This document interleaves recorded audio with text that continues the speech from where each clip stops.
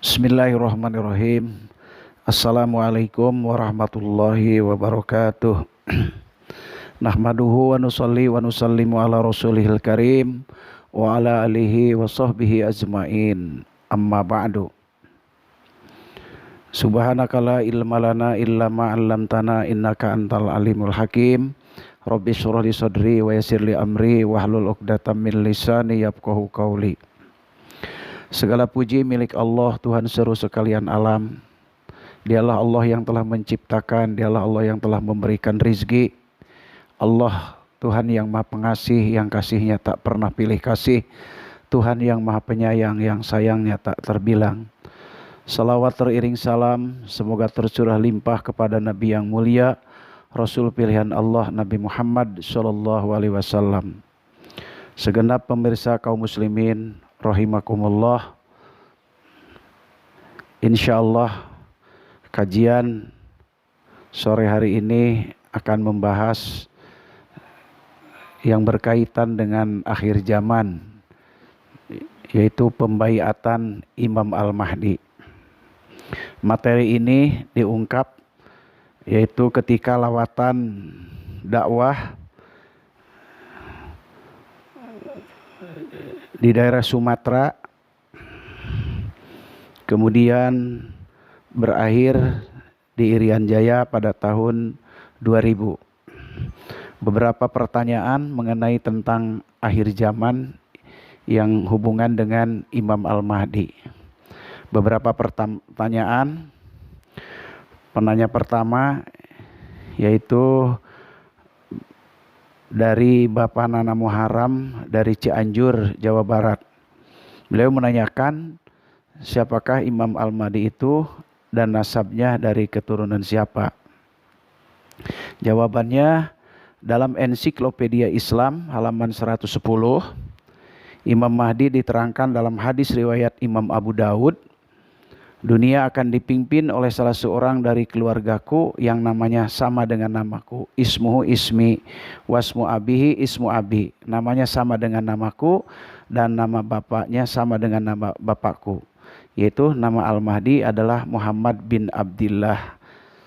Hadis riwayat Imam Tirmidzi, Al-Mahdi berasal dari keturunanku, min itroti. Ia akan memenuhi bumi, yaitu dengan keadilan dan pemerataan, sebagaimana sebelumnya telah dipenuhi dengan kezaliman dan ketidakadilan, dan ia akan berkuasa selama 7 tahun.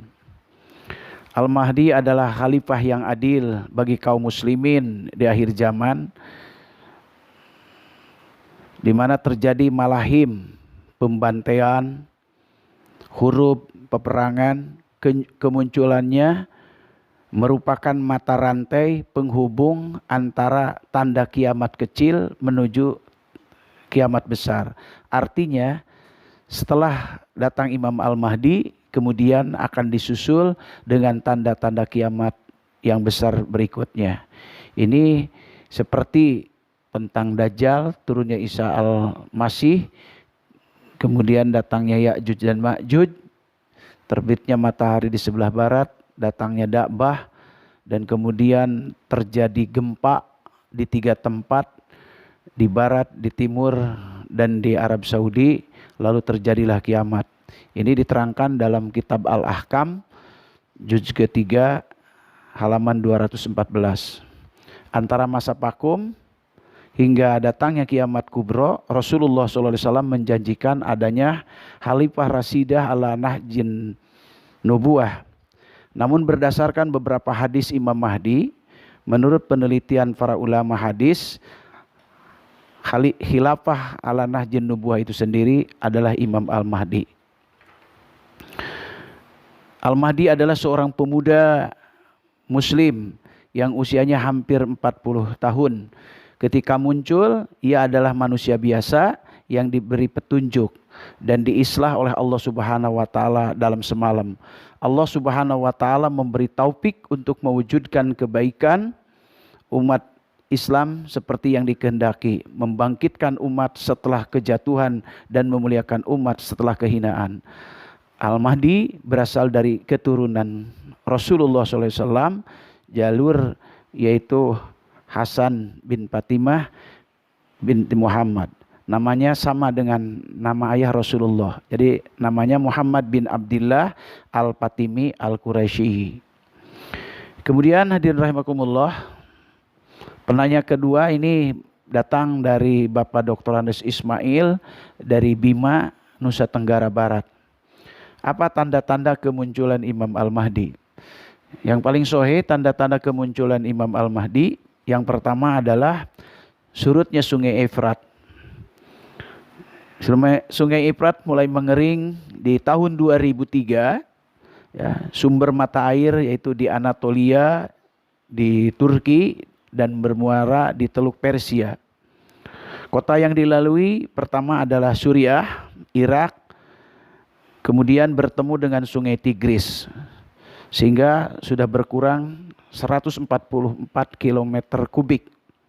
Rasulullah SAW bersabda dalam hadis sahih, la taqumu sa'atu hatta yuhsirul furatu an jabalin min dahabin yaktatilun nasu alaihi payuktalu min kulli mi'atin tis'atun wa tis'una wa yaqulu kullu rajulin minkum la'alli akunu ana alladhi anju.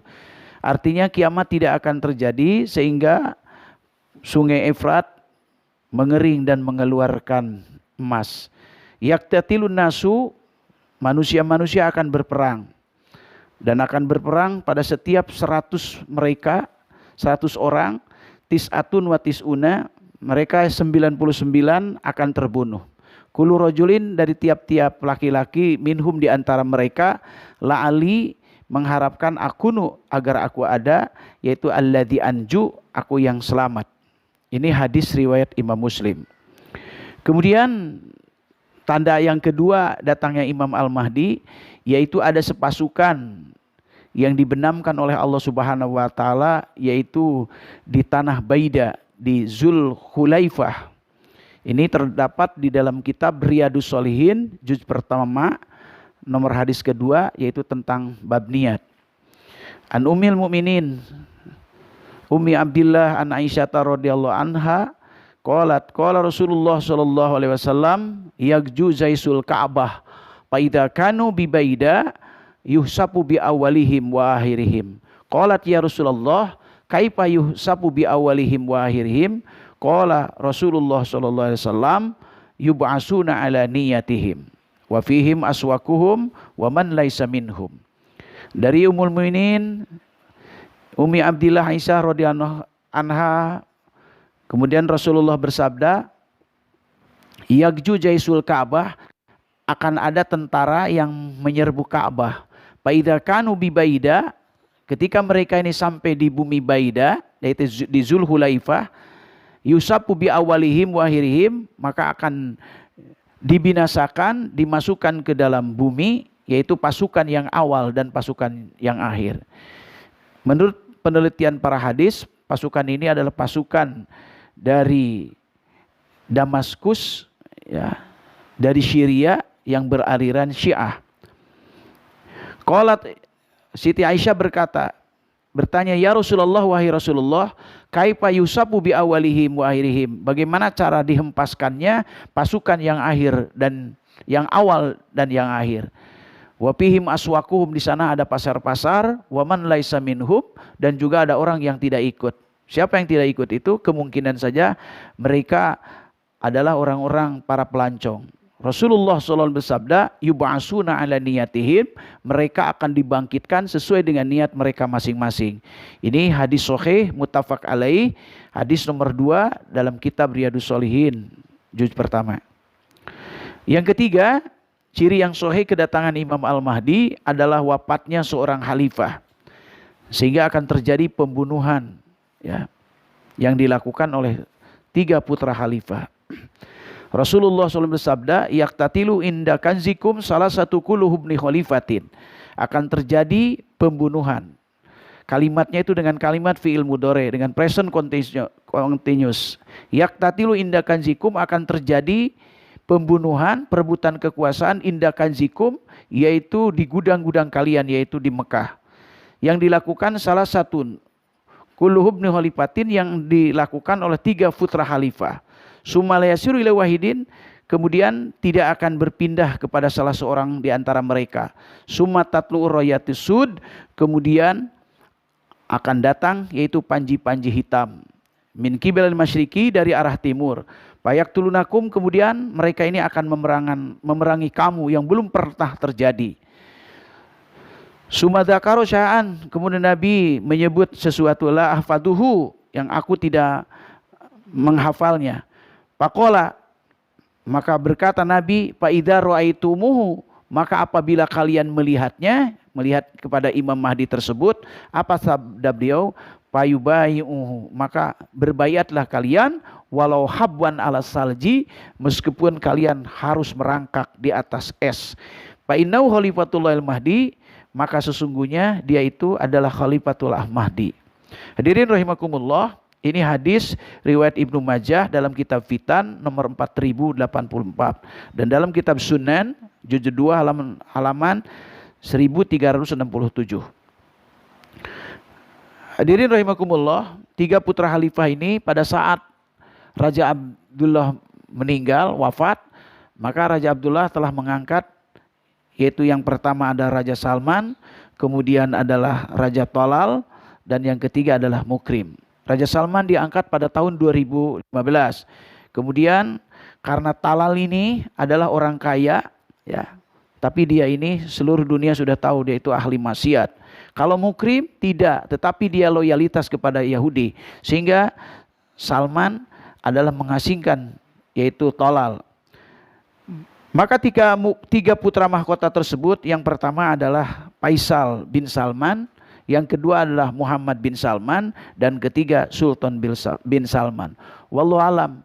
Inilah janji Rasulullah SAW di mana akan terjadi yaitu pembunuhan yang dilakukan oleh 3 putra khalifah. Pertanyaan selanjutnya ini dari Bapak Aep dari Tasikmalaya, Jawa Barat. Apa misi tugas Imam Al-Mahdi? Misi tugasnya sebenarnya di kaset Harun Yahya itu ada 3. Pertama yaitu mengembalikan kaum muslimin di seluruh dunia kepada inti ajaran yang asli, yaitu ajaran Al-Quran dan Sunnah. Kedua adalah memerangi sejumlah paham filsafat yang menjauhkan manusia dari Allah Subhanahu wa Ta'ala. Yang ketiga membina perdamaian. Selain itu juga tugasnya pertama dia akan menaklukkan Jazirah Arab dan semua negara Arab, Yaman, Uni Emirat Arab, Kuwait, Qatar, dan Oman.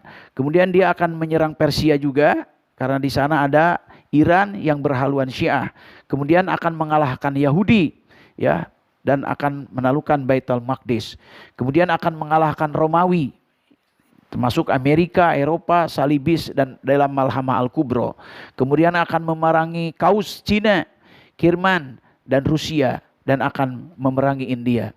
Kemudian akan memerangi Turki sekuler, Konstantinopel, menaklukkan dengan takbir dan tahlil tanpa senjata, dan akan pergi yaitu memerangi Romawi dan menaklukkan Vatikan. Kesimpulan Al-Mahdi, dia ini akan memerangi dunia timur dan barat, memerangi kerajaan-kerajaan, menaklukkan kekaisaran, baik negara yang berideologi komunis ateis, Kristen salibis, maupun negara muslim tapi sekuler. Pertanyaan yang keempat, ini datangnya dari Bapak Aan Abeng dari Cianjur, Jawa Barat. Siapakah pengikut Imam Al-Mahdi atau pembela itu? Hadis riwayat Imam Muslim dari Abdullah bin Sofyan dari Aisyah, Rasulullah bersabda, akan berlindung kepada bait ini yaitu Ka'bah suatu kaum yang tidak mempunyai pembela, tidak berjumlah banyak, dan tidak pula memiliki bekal yang cukup. Kepada mereka datang suatu pasukan besar, tatkala mereka sampai di dusun-dusun, maka mereka akan menghancurkannya.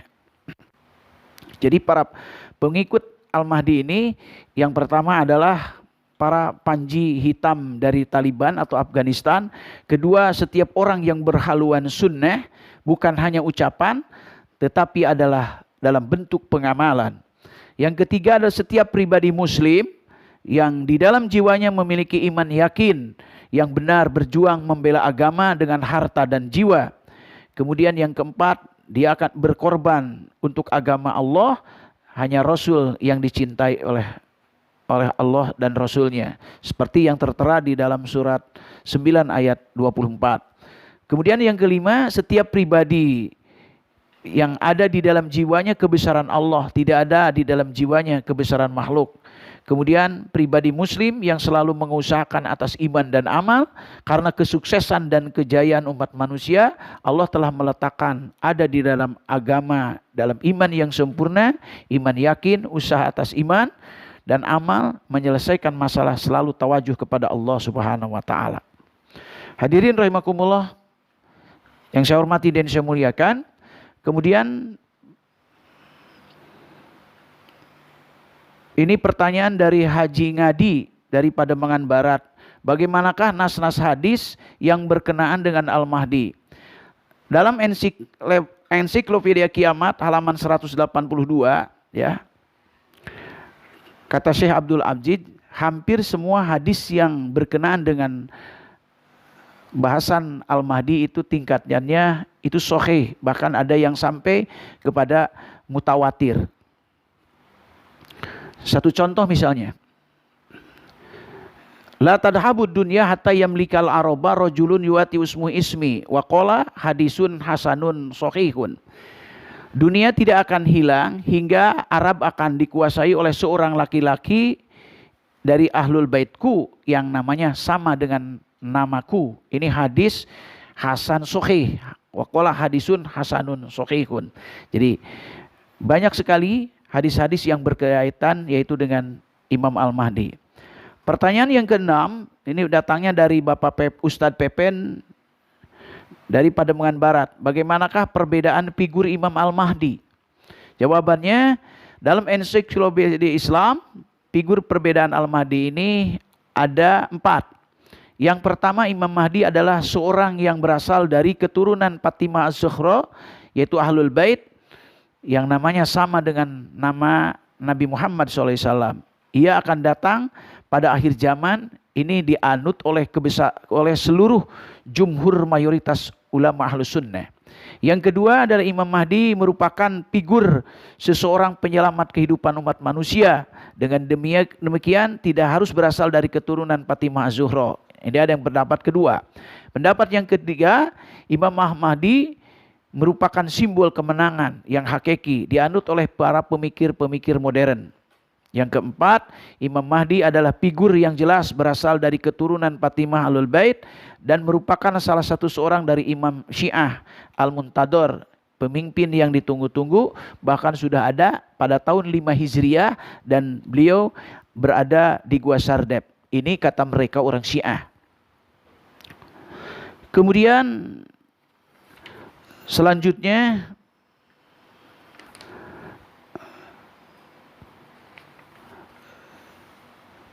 tentang Imam Al-Mahdi,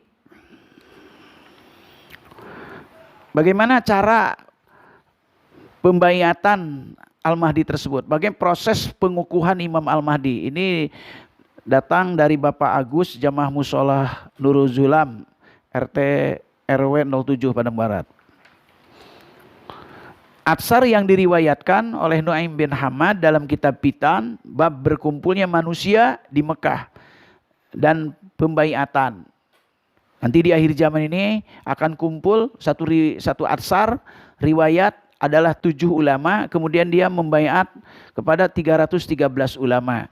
Kemudian dia ini akan datang ke Mekah, satu sama lain saling bertanya, kamu berasal dari mana? Saya berasal dari negara anu. Kemudian untuk apa kita datang?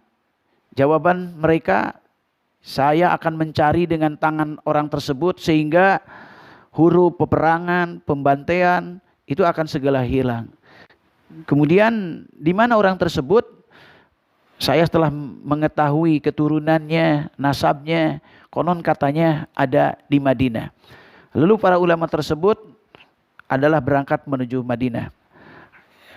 Kemudian yang kedua ini yang lebih sahih lagi, 313 ulama pilihan dunia mereka akan berkumpul di Mekah mencari yaitu Imam Al-Mahdi. Kemudian mereka ini karena Imam Al-Mahdi ada di Madinah, yaitu di Kampung Qur'ah. Mereka itu lari. Kemudian yang dicari ternyata dia berada di Mekah. Tadi orang yang dicari itu sudah berangkat ke Mekah, dicari yang di Mekah pulang lagi ke Madinah. Kemudian berangkat lagi ke Madinah. Akhirnya dia sudah berangkat menuju ke Mekah sampai 2 kali. Ketiganya, kemudian Imam Al-Mahdi sedang dia berdoa di antara yaitu Rukun Hajar Aswad dan Makom Ibrahim. Kemudian ditangkaplah. Bentangkanlah tangan kamu. Karena pada hari ini saya telah melihat di wajah kamu ya tanda-tanda orang yang soleh. Kemudian berdasarkan hadis-hadis adalah kamu. Siapa kamu? Oh, saya bukan yang Bapak cari. Nama saya adalah Muhammad Al-Ansori. Tidak.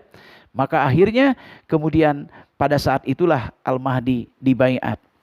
Hadis Rasulullah SAW, ya, saya akan bacakan ini hadis. Yubai'u li rajulin ma bainar rukni wal maqami walam yastakhillal baita illa ahluhu fa idastahalluhu pala tas'al an halakatil arabi summa ta'til habasatu payuharribunahu haraban la ya'muru ba'dahu abadan wa humul ladina yastakhrijunahu kanzahu. Seseorang laki akan dibaiat di antara pojok Ka'bah dan makom Ibrahim. Tiada yang menghalalkan Baitullah kecuali penghuninya.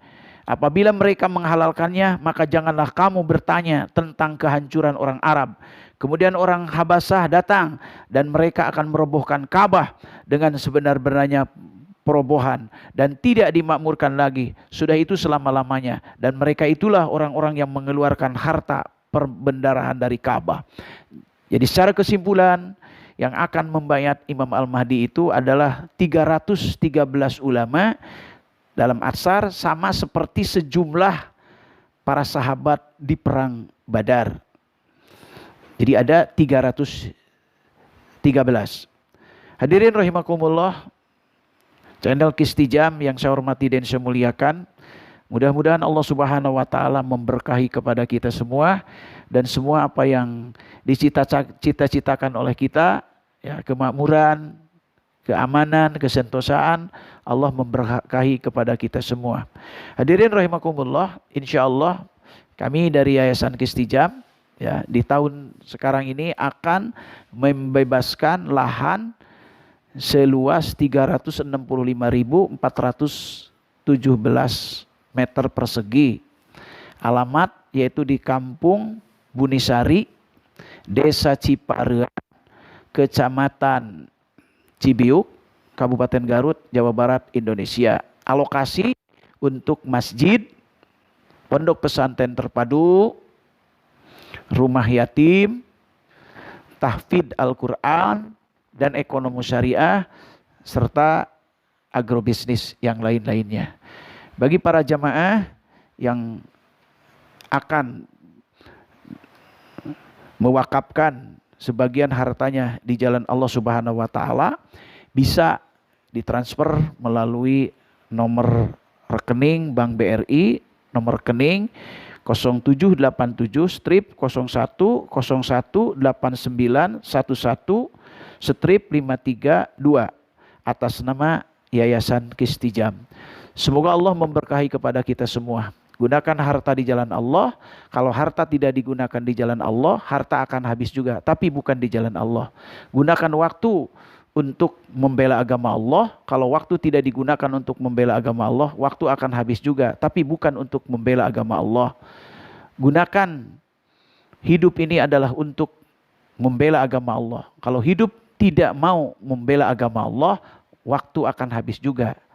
Sama-sama habis, tapi bukan untuk membela agama Allah.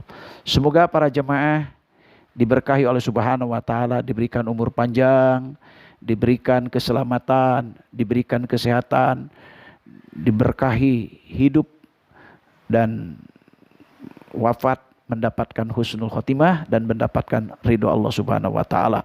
Inilah yang Al-Fakir sampaikan. Mohon maaf dari segala kehilapan dan kekurangan. Kita akhiri dengan doa kafarah majlis. Subhanakallahumma wa bihamdika astaghfiruka wa atubu ilaik. Assalamualaikum warahmatullahi wabarakatuh.